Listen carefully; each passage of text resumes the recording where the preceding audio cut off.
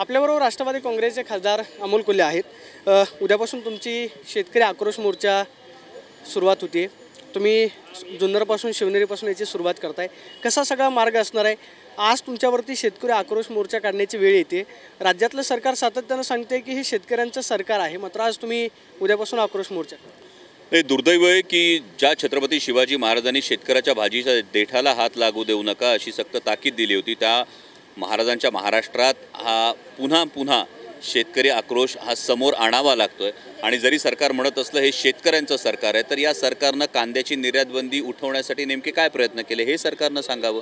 दूध उत्पादक शेतकऱ्यांना सरसकट का दिलासा दिला जात नाही हे सरकारने सांगावं। आमच्या शेतकऱ्यांची पोरं जेव्हा शैक्षणिक कर्जासाठी ॲप्लिकेशन करतात तेव्हा या बँका त्यांना सहज कर्ज का उपलब्ध करून देत नाहीत हे सांगावं। आमच्या बिबट प्रवण क्षेत्रामध्ये गेली 2 वर्ष ही मागणी होती आहे की बिबट प्रवण क्षेत्रामध्ये 3 फेज लाईट ही दिवसा देण्यात यावी। आज जवळपास 22 हल्ले झालेले आहेत, 8 जण मृत्युमुखी पडलेले आहेत। एक 3.5 वर्षाचा पोरगा बिबट्या उचलून नेतो, जवळपास 13 ते 18 हजार जनावरं मारली गेलेली आहेत। मग हे सरकार शेतकऱ्यांचं नाही, हे 3 फेज लाईट देता येत नाही। मग हा जो शेतकऱ्यांचा आक्रोश आहे, हाच आक्रोश तर घेऊन आम्ही पुढे चालतो।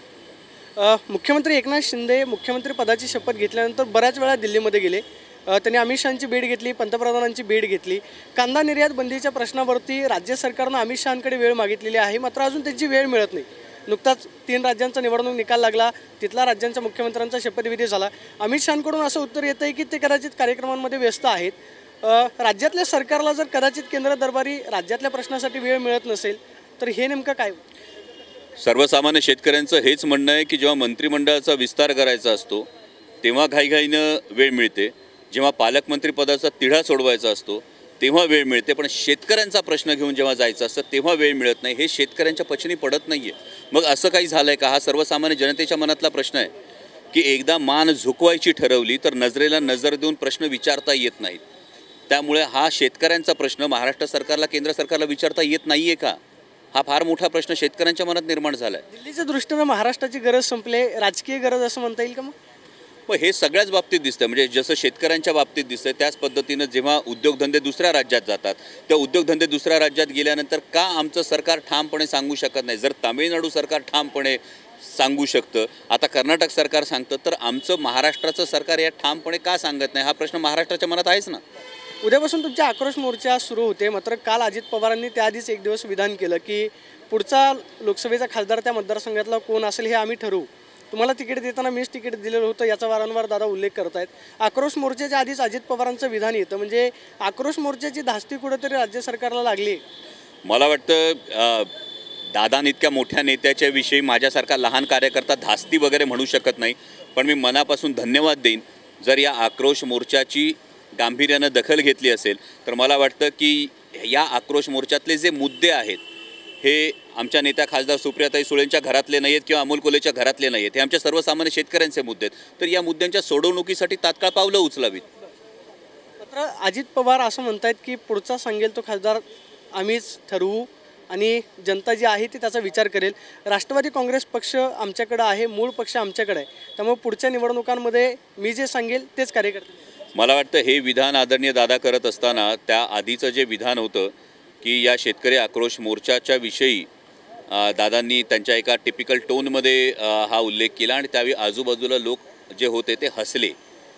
हे जे आजूबाजूच्या लोकांच्या निवडणुकांसाठी तुम्ही यात्रा काढताय, संघर्ष यात्रा, हे जे आजूबाजूचे लोक हसलेत ना, हे शेतकऱ्यांच्या जखमांवर मीठ चोळणं आहे आणि मला वाटतं की याचं उत्तर मायबाप जनता नक्की देईल। दादांनी त्याच ठिकाणी सुनावायला पाहिजे होतं। दादा म्हणजे एवढ्या आस्थेनं बोलतात, तळमळतेनं बोलतात, शेतकऱ्यांवरती बोलतात। 100% सर्वसामान्य माझ्यासारख्या कार्यकर्त्याची हीच अपेक्षा होती की हा जर शेतकऱ्यांच्या जिव्हाळ्याचा प्रश्न आहे, शेतकऱ्यांचा आस्थेचा प्रश्न आहे आणि तो मांडला जातोय, तर आज आम्ही राजकीय भूमिका विरोधात असेल आमची राजकीय भूमिका, पण या राजकीय भूमिका विरोधात असताना हा शेतकऱ्यांच्या आस्थेचा प्रश्न आहे, तर त्या आस्थेच्या प्रश्नाची टिंगलटवाळी करणं योग्य नाही। 2024ला महायुतीनं तुम्हाला शिरूर लोकसभा मतदारसंघातला उमेदवार म्हणून जबाबदारी दिली, तर तुम्ही अजित पवारांचं आव्हान स्वीकार? हे बघा, मी अगदी सर्वसामान्य घरातला कार्यकर्ता आहे, त्यामुळे आदरणीय पवारसाहेब सांगतील ते धोरण आणि बांधतील ते तोरण। महायुतीचा उमेदवार म्हणून आता तुमच्या नावाची चर्चा आहे, अजित पवारांनी दिलेलं आव्हान आणि पुढचा लोकसभेचा येणारा काळ, तुम्ही कसं हे सगळं राजकीय मतदारसंघातलं गेले? मला वाटतं राजकारण माझ्यासाठी ही थोडीशी वेगळी गोष्ट आहे। माझ्यासाठी निवडणूक हे केवळ माध्यम आहे आणि येणारं पद किंवा सत्ता हे केवळ साधन आहे, ते साध्य नसतं. दुर्दैवानं आजकालच्या राजकारणामध्ये येणारं पद किंवा येणारी सत्ता यालाच साध्य समजलं जातं आणि त्यामुळे सर्वसामान्य शेतकऱ्यांचे, सर्वसामान्य युवकांचे प्रश्न हे ते साधन म्हणून सोडवले जात नाही. तर माझं जे वाटचाल आहे, माझं जे म्हणणं आहे हे इतकं सोपं आहे. निवडणूक हे माध्यम आहे आणि सत्ता किंवा पद हे केवळ साधन आहे. त्यामुळे शिरूर लोकसभा मतदारसंघातले अनेक प्रश्न सुटलेले आहेत. 2019ला जे प्रॉमिस केलं होतं त्या 3 प्रॉमिसेसपैकी 2 प्रॉमिसेस फुलफिल झालेली आहेत. तिसरं प्रॉमिस आहे, शिवाय इंद्रायणी मेडिसिटीसारखा अत्यंत महत्त्वाकांक्षी प्रकल्प आहे, असे प्रकल्प मार्गी लावण्याच्या दृष्टीने मी नक्की प्रयत्न करेन. अजित पवारांनी आव्हान दिल्यानंतर मनामध्ये काय घालमेल झाली? काय वाईट वाटलं मनातून? इतके दिवस अजित पवारांसोबत आपण काम केलं आहे, मात्र दादांकडूनच ते आव्हान दिलं जातं की आम्ही ठरवू पुढच्या वेळेस खासदार कसं. घालमेल असं नाही म्हणतायत, पण कसं असतं की तुमच्या पाठीवर हात ठेवून कुणीतरी नेहमी तुम्हाला बळ देत असतं, तुमचं कायम कौतुक करत असतं. म्हणजे पहिल्या टर्ममध्ये 2दा संसद रत्न पुरस्कार मिळणं किंवा देशातल्या पहिल्या टर्मला निवडून आलेल्या खासदारांमध्ये 3रा क्रमांक मिळणं, ज्याला कुठलीच राजकीय पार्श्वभूमी नाही आहे असा माणूस 3रा क्रमांक मिळवतो. संसदेतली भाषणं होतात किंवा विधानसभेचा प्रचार असेल, शिवस्वराज्य यात्रा असेल, आणि विशेषतः शिवस्वराज्य यात्रा जी काढली आणि या शिवस्वराज्य यात्रेमध्ये खूप जास्त सहवास हा त्यावेळी दादांचा लाभला होता. आणि त्यावेळी जी पाठीवर शाबासकीची थाप होती, आज ती पाठीवरची शाबासकीची थाप जाऊन जर कान पिळला गेला तर अरे असं काय झालं हा प्रश्न तेवढा मनात येतो, पण त्याला घालमेल म्हणता येत नाही. शेवटचा प्रश्न, संसदेमध्ये ज्यावेळेस तुम्ही कांदा निर्यात बंदी संदर्भात प्रश्न उचलला त्यावेळेस सुप्रियाताईंनी तुमचं निलंबन करण्यात आलं.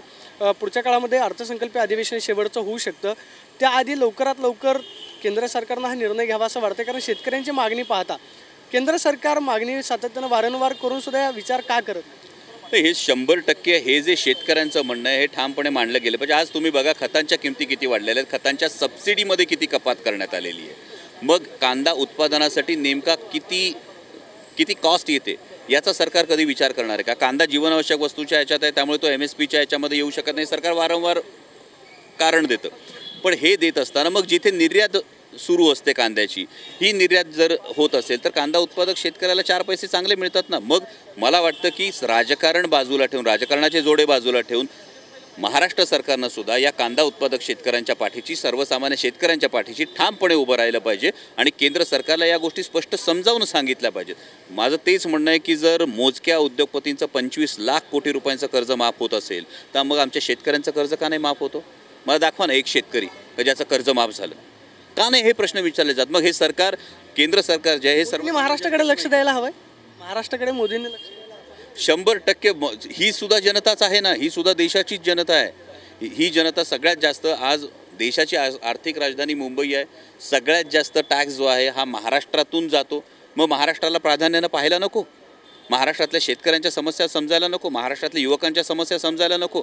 आणि या दृष्टीनं आग्रही पावलं ही केंद्र सरकारनं टाकावीत, ही महाराष्ट्र सरकारनं ठाम भूमिका घ्यायला पाहिजे. तुमच्या आक्रोश मोर्चाची दखल केंद्र सरकारनं घेतली नाही आणि कांद्यावरची निर्यात बंदी उठवली नाही. तुम्ही लोकसभेमध्ये प्रश्न मांडत होतात, निलंबन झाले, पुढचा मार्ग काय? आता निलंबन हे संसद सत्र संपेपर्यंत होतं, त्यामुळे पुन्हा पुढच्या सत्रामध्ये शेतकऱ्यांचे जे मुद्दे आहेत हे ठामपणे मांडणार म्हणजे मांडणार. पाहतोय की पुढच्या सत्रामध्ये शेतकऱ्यांचे जे मुद्दे आहेत ते आम्ही ठामपणे मांडू, मात्र केंद्र सरकारनं कांद्यावरची निर्यात बंदी जी आहे ते लवकरात लवकर उठवावी अशी प्रतिक्रिया खासदार अमोल कोल्हेंनी दिल्याचं पाहायला मिळतं. Camera person Vicky Sonvi, Pradeep Kapse, TV9 Marathi, Pune.